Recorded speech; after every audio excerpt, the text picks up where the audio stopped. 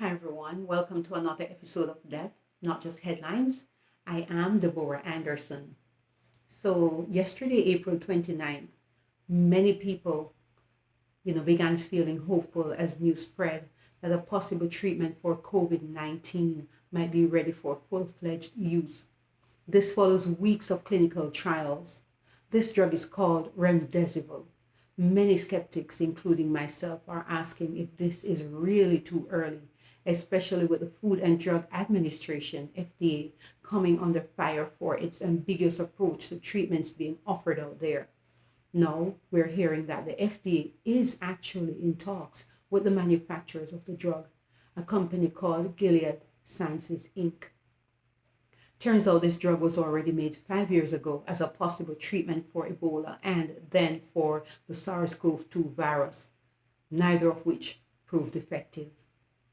Now, Gilead, which is a biotechnology company, has patented this drug and is looking to process or repurpose it in order to help COVID-19 victims heal faster.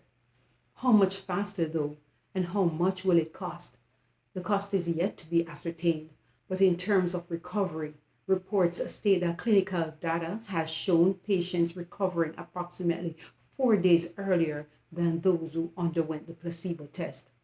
That is an average 30% faster recovery time. Is this enough to convince the FDA to give the stamp of approval? If so, could this prove detrimental due to the quick turnaround time for the studies? Also, will more affordable versions of the drug be made by other entities, or will Gilead be allowed to maintain a monopoly?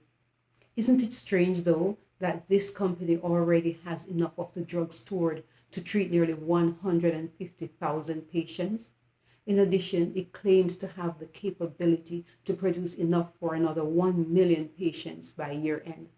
The fact that they wanted to have orphan status, which is only applicable to rare diseases, in the midst of the pandemic, when they were actually still in testing mode, borders on suspicious.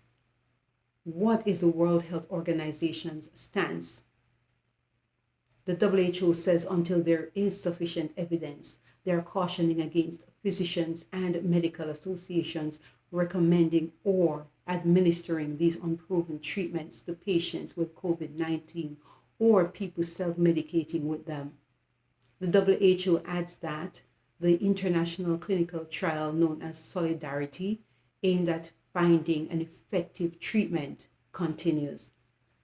The Solidarity trial compares 4 treatment options against a standard of care to assess their relative effectiveness against COVID-19.